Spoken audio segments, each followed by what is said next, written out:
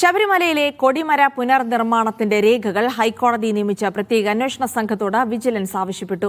രേഖകളുടെ പ്രാഥമിക പരിശോധന നടത്തിയ ശേഷമായിരിക്കും അഭിഭാഷക കമ്മീഷണർ കുറുപ്പിനെ ചോദ്യം ചെയ്യുക. കൊടിമര നിർമ്മാണത്തിന് പണം നൽകിയവരെക്കുറിച്ചും വിജിലൻസ് വിവരം ശേഖരിച്ചു തുടങ്ങി.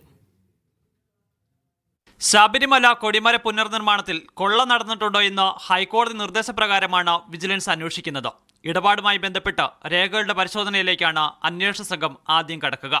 സ്വർണ്ണക്കൊള്ളയെക്കുറിച്ച് അന്വേഷിക്കുന്ന പ്രത്യേക അന്വേഷണ സംഘം ദേവസ്വം ബോർഡ് ആസ്ഥാനത്ത് നിന്ന് നേരത്തെ രേഖകൾ പിടിച്ചെടുത്തിരുന്നു.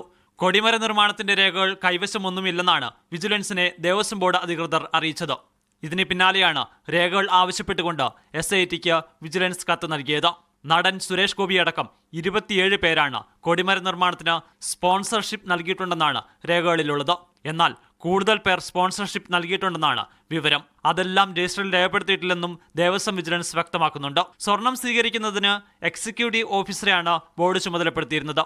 എന്നാൽ ഭക്തരിൽ നിന്നും അഡ്വക്കേറ്റ് കമ്മീഷണർ SSP കുറുപ്പ് നേരിട്ട് സ്വർണം സ്വീകരിച്ചതായും കണ്ടെത്തലുണ്ട്.